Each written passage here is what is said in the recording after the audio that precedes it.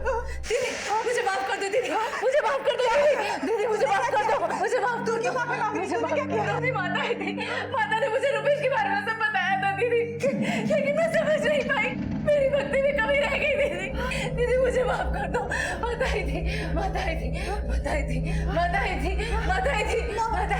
माता शांत, माता गलती हो गई, माफ कर दो माता। रुपेश की आत्मा तड़प रही है, प्रसाद दो, कपड़ा दो। हाँ माता, जल्दी जल्दी।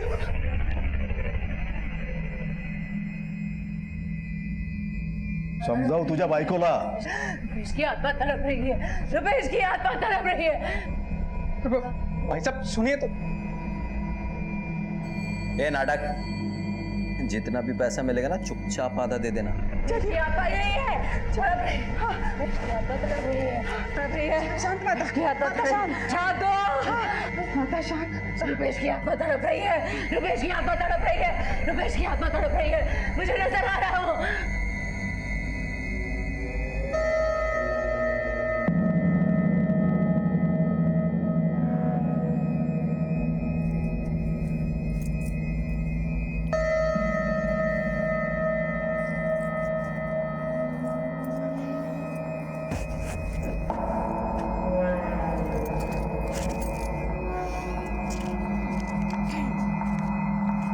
इस महेश का कुछ करना पड़ेगा।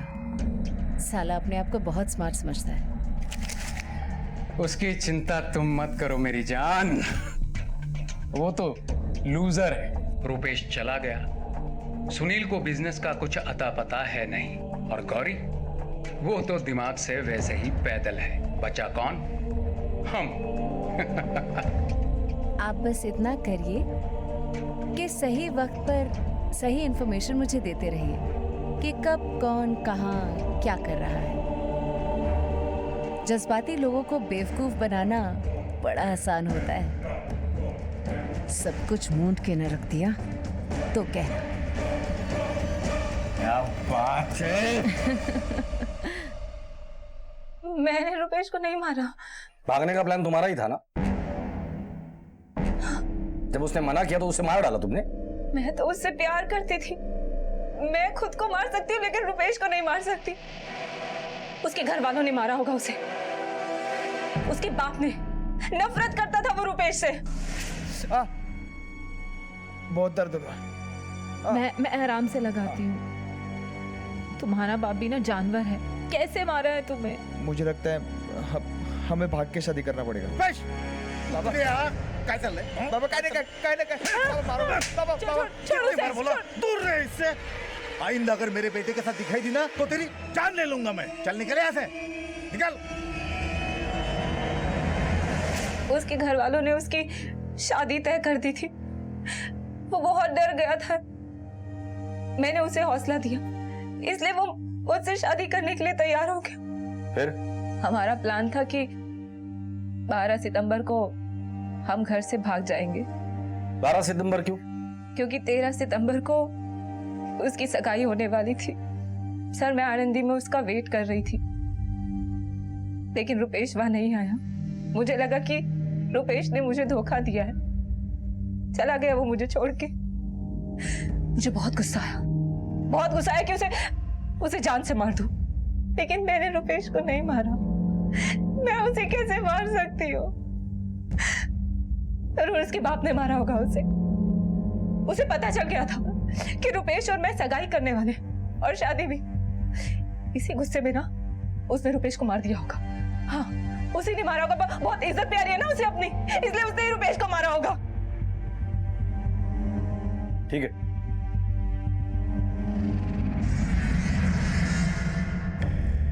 मोरे हो सकता है ये नलिनी सच बोल रही हो, लेकिन उसके टेम्परामेंट को देखकर लगता है कि वो मर्डर कर सकती है। रुपेश अगर नलिनी को नहीं मिला तो फिर गया था कहाँ? ऐसे मामलों में ये दोस्त काफी मदद करते हैं। उसके दोस्तों को दोबारा से बोला कि अच्छे से पूछताछ करो और आनंदी जाके पता करो जो स्टोरी नलिनी ने हमें बताई है या फिर इस सब के पीछे उसका कोई और ही मकसद था।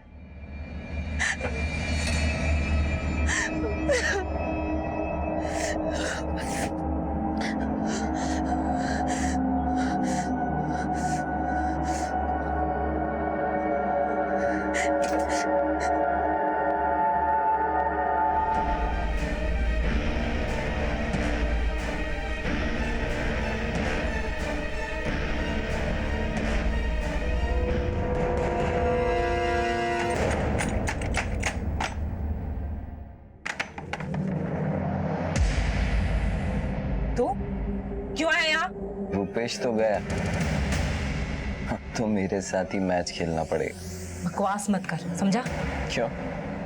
अब मेरी बातें बकवास लगने लगी हैं? मैंने कहा चला जाए तो जान से मार दूंगी, निकल ऐसे। मैच तो तेरे साथ ही खेलूंगा।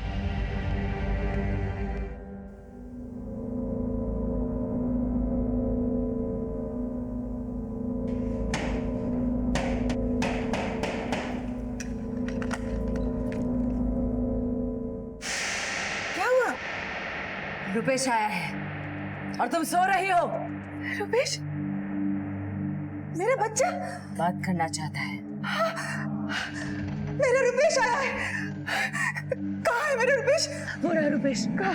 रुपेश देखो, देखो वहाँ ही है। रुपेश वहाँ ही है। देखो ये रहा रुपेश। कहाँ है रुपेश? ये क्या खड़ा है? रुपेश को भूख लगी है, बात आने का है, उसे खाना खिलाना है। पैसे दो। पर मेरे पास पैसे तो नहीं है अभी। पैसे नहीं। ये लो।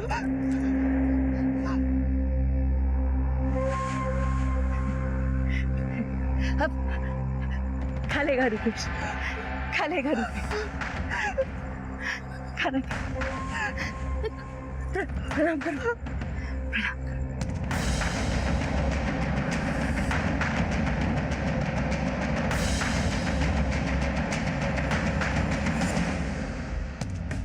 ठीक है, कोर्टात जमा करा पेपर। सर, हम आलंदी गए, वहाँ रुपेश और नलिनी की शादी की नोटिस लगी। पूछताछ में पता चला कि नलिनी वहाँ पूरा टाइम इंतजार कर रही थी जब रुपेश का मर्डर हुआ। उनके बैंक अकाउंट में भी कोई ट्रांजैक्शन नहीं है, मतलब सुपारी किलिंग का भी एंगल नहीं हो सकता। रुपेश के कॉल रिकॉर्ड्स क्या कहते हैं? तो रुपेश के कॉल रिकॉर्ड से पता चला है कि ज्यादातर वो नलिनी से ही बात करता था। इसके अलावा बाकी जितने भी कॉल होते थे या तो काम के लिए या तो फिर बचपन के दोस्त सन्नी और सद्दाम को। उठाकर लेकर आओ इस सनी और सद्दाम को। सर, रुपेश बहुत अच्छा लड़का था सर। वो एक पढ़ाकू और जिम्मेदार इंसान था। उसको सिर्फ अपने बिजनेस पे फोकस करता था। हाँ, लेकिन उसके बड़े भाई को क्रिकेट का शौक था। अगर हम लोग उसके साथ नहीं खेलते तो वो हमें मारता था।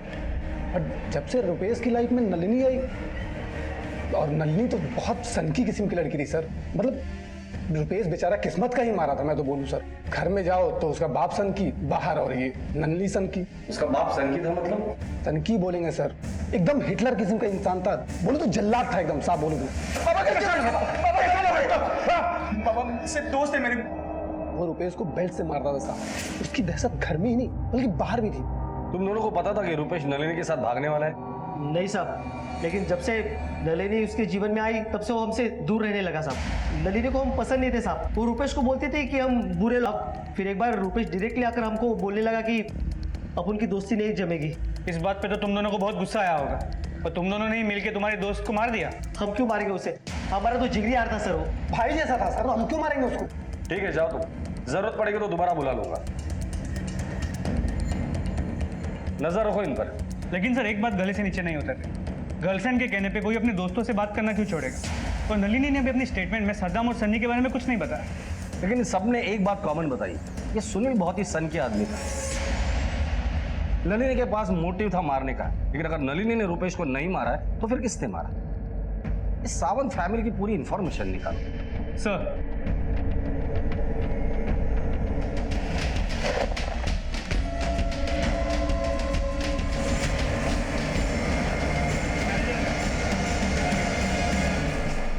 तो सुनील साहब ने पूरी प्रॉपर्टी और ये फैक्ट्री रुपेश दादा के नाम कर दी थी, तो वो उसे क्यों मारेंगे?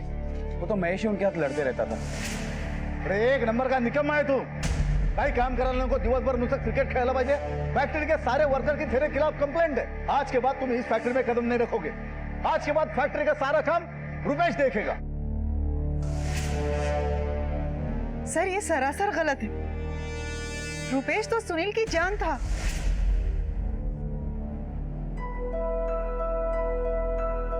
रुपेश तो ताकत था सुनील की। सबसे जिम्मेदार वही था। उसके बड़े भाई और चाचा तो किसी काम के लायक ही नहीं है। गुस्से वाला आदमी था और उसका गुस्सा रुपेश और नलिनी के अफेयर को लेकर था। मोरे, मुझे नहीं लगता कि कोई भी बाप अपने बच्चे को इतनी बेरहमी से मार डालेगा। सर, सर, सर, घर से लेके बैंक तक सारा पैसा गायब है। क्या? कब हुआ ये सब? रुपेश की जिस दिन एंगेजमेंट थी उससे एक दिन पहले। इसका मतलब रुपेश अपने घर से कैश और ज्वेलरी लेकर भागा है। ठीक है, आप जाइए, हम इन्वेस्टिगेट करते हैं। लेकिन सर, आप जाइए, हम इन्वेस्टिगेट करते हैं। जाइए प्लीज। मोरे, ये कैश और ज्वेलरी गायब होने से इस मर्डर केस की दिशा ही बदल गई है। एक बात तो कंफर्म है कि नलिनी जानती थी कि रुपेश कैश और ज्वेलरी लेकर भाग रहा है। हमारा प्लान था कि 12 सितंबर को हम घर से भाग जाएंगे। तो हो सकता है कि नलिनी ने रुपेश की कैश और ज्वेलरी लूट ली और उसे मार डाला। ये भी तो सकता है कि सुनील झूठी कहानी बना रहा है। हो सकता है, लेकिन एक बात कंफर्म है कि ये मर्डर प्यार और इज्जत के लिए नहीं बल्कि पैसों के लिए हुआ है। एक काम करो, बैंक में जाके इन सबके बैंक स्टेटमेंट निकालो तुम। सर,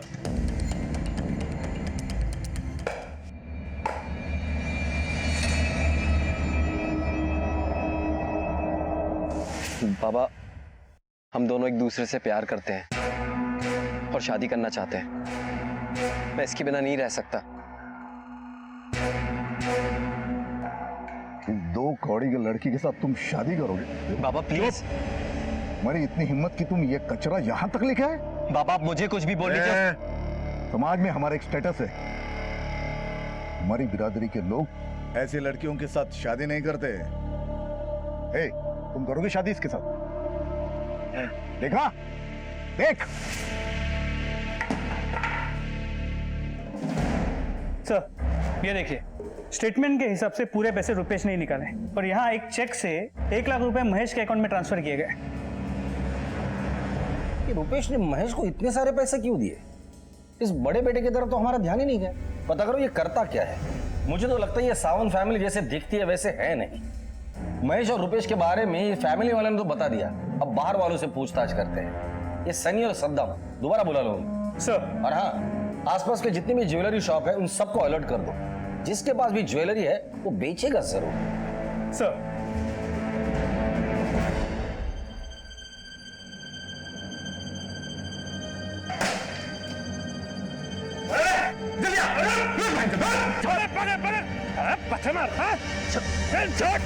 मुझे पकड़ने में 1 मिनट नहीं लगा। एक पत्थर फेंका, पकड़ लिया। उसने जो किया उसके लिए उसको नहीं पकड़ा।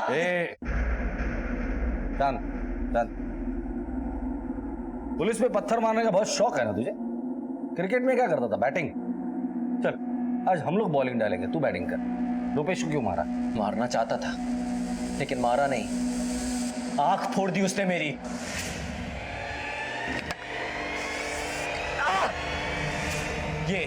ये देखिए, मेरा क्रिकेट का करियर खराब कर दिया। आई बाबा का प्यार छीन लिया। लेकिन मैं कुछ नहीं बोला, हमेशा चुप रहा, कभी कुछ नहीं बोला मैंने। साहब, नाम के भाई थे, दोनों का 36 का आंकड़ा था साहब। एक दूसरे को सामने देखना भी पसंद नहीं करते थे साहब। महेश को क्रिकेट का भूत सवार और रुपेश को इश्क का। दोनों के दोनों बेकार थे सर। जब से मेरी आग गई तब से मैं क्रिकेट नहीं खेल पाया।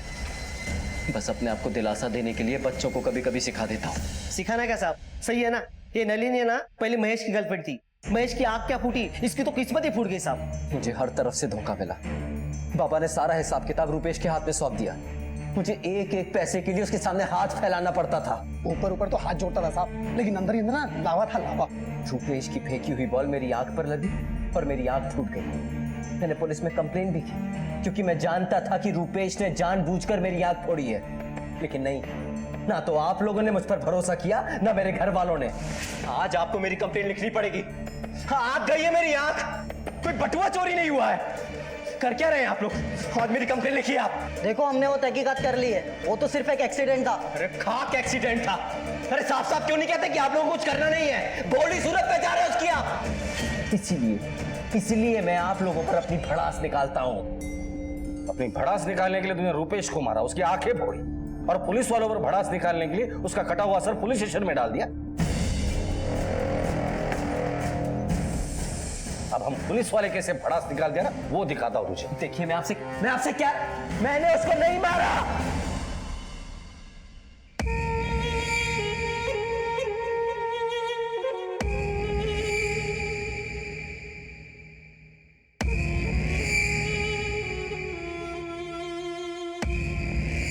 रुपेश से तुम जलते थे और गुस्से में आकर तुमने उसे मार डाला, सच है या नहीं? मैंने उसको नहीं मारा। उसने तेरी आंख फोड़ी थी, तेरा क्रिकेट करियर बर्बाद किया था। मैं आपसे कह रहा हूँ मैंने उसको नहीं मारा। तेरे बाप ने सारा बिजनेस उसके हाथ में दिया था, सारा पैसा उसके हाथ में था, भिखारी की तरह तुझे पैसे मांगे। हाँ, भिखारियों की तरह पैसे मांगता था मैं उससे। भिखारी बना दिया था उसने मुझको। कभी समझने की कोशिश नहीं की उसने मुझे। हर बार ये जताता था कि मैं कुछ नहीं कर सकता। जब से बाबा ने उसके नाम पे वो बिजनेस किया था, मुझे नीचे दिखाने लगा था वो। भाई नहीं था वो, दुश्मन था, दुश्मन। कभी किसी बात पे मेरा साथ नहीं दिया, पर मरा होगा ना उसी लड़की के चक्कर में वो लड़की तो तेरी गर्लफ्रेंड थी ना? क्या बकवास कर रहे हैं आप? क्यों? तेरा उस लड़की का अफेयर नहीं था? था, मेरा अफेयर था उससे, लेकिन उसने भी वही किया। मेरी आंख फूटने के बाद जाकर सो गई वो उस रुपेश के साथ।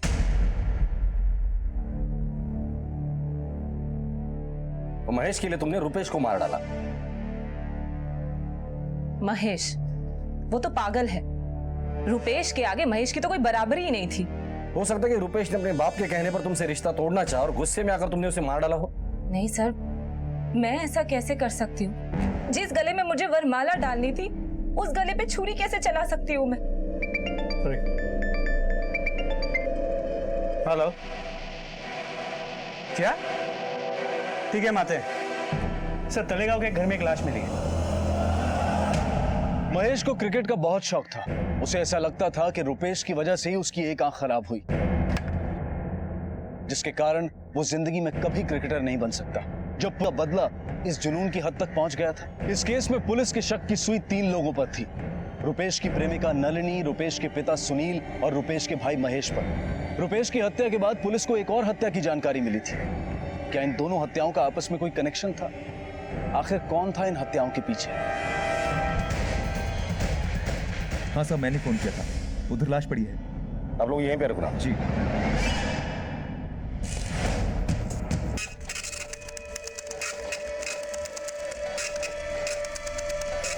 सनी के अकाउंट में इतने हेवी ट्रांजैक्शंस, आखिर वो इतने पैसों का करता क्या था? मोरे, रुपेश, सनी, सद्दाम, 3 खास मित्र, जिसमें से रुपेश और सनी मारे जा चुके हैं, बचा है सद्दाम। कुछ तो लिंक है जो हमसे छूट रही है। उठाकर लेकर आओ इस सद्दाम को। सर,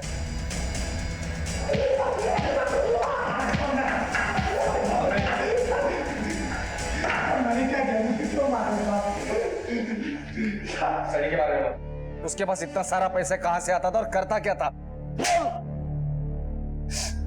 साहब, हम लोग क्रिकेट मैच में बैटिंग करते थे। सनी को उसकी लत लग गई साहब। महेश भाई भी बैटिंग करते थे, लेकिन वो रुपए से पैसे उधार लेते थे। ये सब तो पहले नहीं बता सकता था। निकल अभी तो, लेकिन शहर छोड़ के जाने के बारे में सोचना भी मत। नहीं जाऊंगा साहब, क्यों जाऊंगा मैं? जा।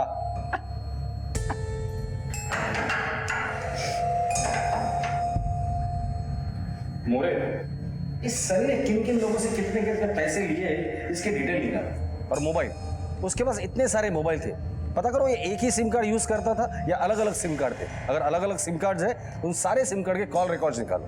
सर,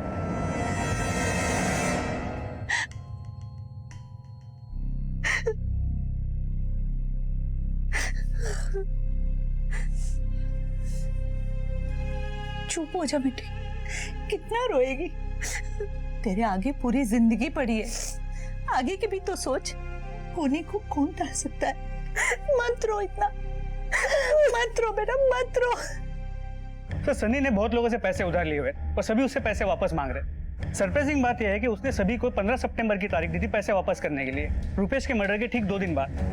मुझे महज इत्तेफाक नहीं हो सकता। सनी को पता था कि रुपेश और नलिनी शादी करने के लिए घर से भागने वाले और उनके पास कैश और गहने हैं। सनी ने प्लान बनाया, रुपेश को मारा, कैश और गहने लेकर भाग गया। उसके बाद सनी ने भी सुसाइड किया। लेकिन सवाल ये पैदा होता है कि वो कैश और जेवर है कहाँ? ये ऐसा तो नहीं कि इस केस का मास्टरमाइंड कोई और ही है।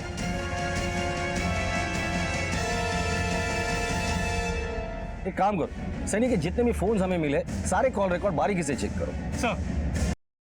सर, सनी के नाम पे जो 8 नंबर्स मिले हैं उन सभी के कॉल रिकॉर्ड्स, इनमें से जो लेटेस्ट नंबर है उससे आखिरी कॉल रुपेश को किया गया है, वो भी ठीक उसी दिन जिस दिन वो गायब हुआ।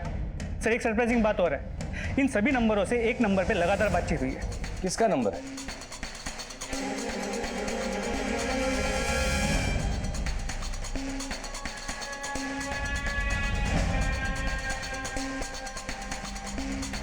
सर इधर।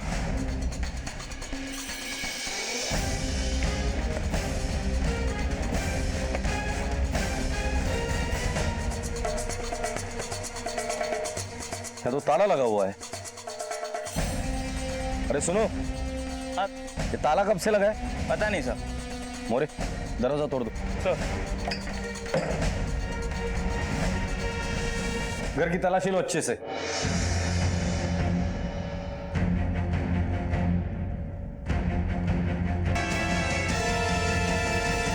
क्या? ठीक है, तुम उसे उलझाए रखो, हम अभी आते हैं। तो ज्वेलरी शॉप से फोन था, कोई ज्वेलरी बेचने है। अरे मैम, मैं कह रहा हूँ ना, 2 मिनट तो रुकिए ना, टंच का रिपोर्ट आने दीजिए ना।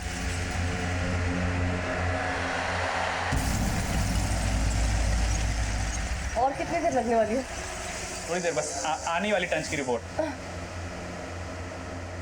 चोरी का सोना बेचने की असली जगह मैं बताता हूं आपको। ले चलो इसे। हमें अंदाजा नहीं था इस चेहरे के पीछे एक दूसरा रूप भी छुपा हुआ है। क्यों किया ये सब? मैं सावंत परिवार के घर में आके रहने लगी। करने वाला काम था दिला साहब, पर मैंने कभी इज्जत नहीं की। हर बात पे धुतकारते मुझे। ये रख और जा। रख। तंग आ गई थी मैं इस जिंदगी से। फिर एक दिन रुपेश का दोस्त सनी मुझे मिला। हम दोनों एक दूसरे को पसंद करने लगे। धीरे धीरे दूरियां भी नजदीकियां बन गई।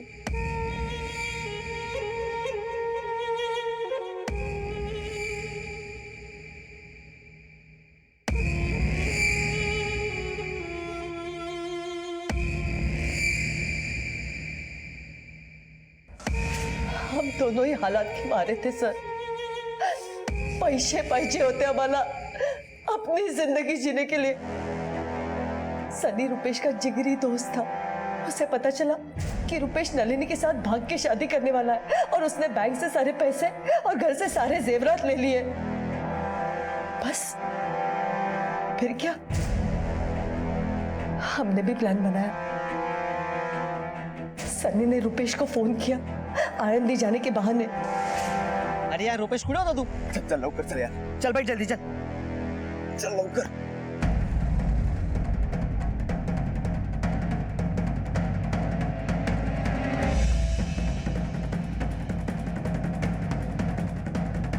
काय झालं यार? कार्बोरेटर का नाटक होगा यार। देख जल्दी देख। महेश से मेरे बेइज्जती का मुझे बदला तो लेना ही था। सनी को क्यों मारा? सनी उस हादसे के बाद बहुत डर गया था और जब वो आप लोगों से मिलके गया तब वो मुझे आके धमकाने लगा था। देखा, मैंने बोला था तेरे को, लेकिन तू मेरी बात सुनती नहीं है। देख, पुलिस अपने पीछे पड़ी है, सुन रहे तू? बाहर की खाल खींच रही है पुलिस। देख भैया, अपना बचना मुश्किल है, फांसी पे जाएंगे, फांसी पे। वो कुछ नहीं, अपन सरेंडर कर देते हैं। हाँ, पहले मैं सरेंडर कर देता हूँ, ठीक है? सुन रहे तू? क्यों इतना टेंशन ले रहे हो? खुद को संभालो। हम सरेंडर कर देंगे पुलिस के पास, ठीक है? शांत हो जा।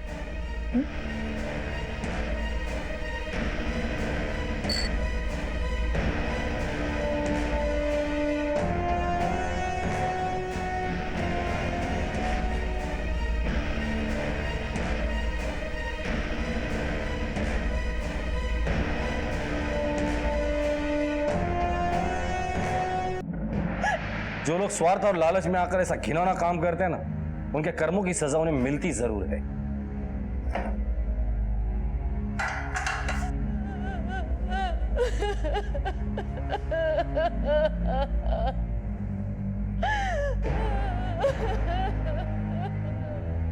इंसान की जिंदगी से ज्यादा कीमती इस दुनिया में कोई चीज नहीं है, लेकिन फिर भी कुछ लोग लालच के जाल में ऐसे फंस जाते हैं कि उनके लिए जिंदगी की कीमत ही खत्म हो जाती है। हर कोई चाहता है कि वो एक अच्छी जिंदगी बिताए, उसे किसी चीज की कोई कमी ना हो, लेकिन अपने मन और अपनी इच्छाओं पर काबू रखना इतना भी मुश्किल नहीं है। ये जरूरी नहीं है कि जिंदगी ने हमें जो नहीं दिया है वो हम किसी और की जिंदगी से छीन लें। सपने जरूर देखने चाहिए, लेकिन उन सपनों को सच करने के लिए मेहनत करनी पड़ती है, अपनी नींद की कुर्बानी देनी पड़ती है। इस दुनिया में हर किसी को चीजें प्लेट में सज कर नहीं मिलती, उन्हें अपनी जद्दोजहद से हासिल करना पड़ता है। बेहतर जिंदगी जीने का हक सबको है, लेकिन उसकी कीमत किसी की जान या कोई गुनाह हरगिज नहीं हो सकता। इसी विचार के साथ अब मैं अनूप सोनी आपसे विदा लेता हूं। फिर मुलाकात होगी अगले एपिसोड में एक और चौंका देने वाले केस के साथ। तब तक अपना और अपने परिवार का ख्याल रखें और देखते रहें क्राइम पेट्रोल डायल 100। सबक एक को सीख हम सबको। जय हिंद।